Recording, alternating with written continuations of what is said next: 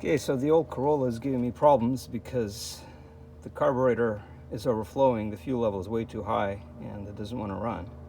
So what I need to figure out is whether it's the carb, the float valve is bad, or whether it's the fuel pump for some reason supplying too much fuel, the pressure being too high.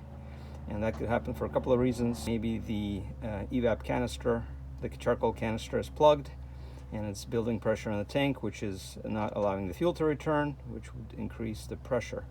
So this fuel pump is supposed to be producing about 3 psi normally. And so here you can see that I have an inline gauge. It's a 15 psi gauge hooked up. So let's see if I can show you. So this right here is the line from the tank.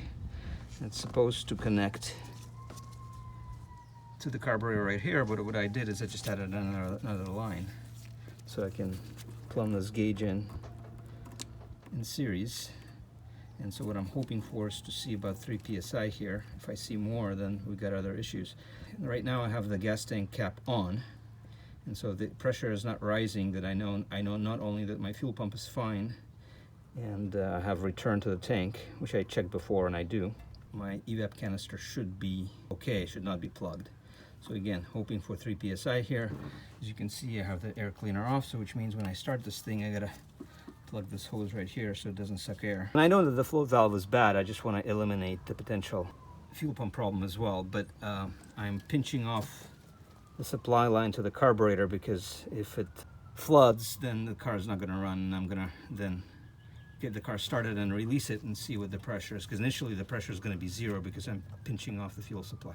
So let me get this thing started and I'll show you what happens. I'm not going to talk because it's going to be too loud, but you'll see that once I release this, the fuel pressure hopefully will be at 3 or around there and not go to 6 or above.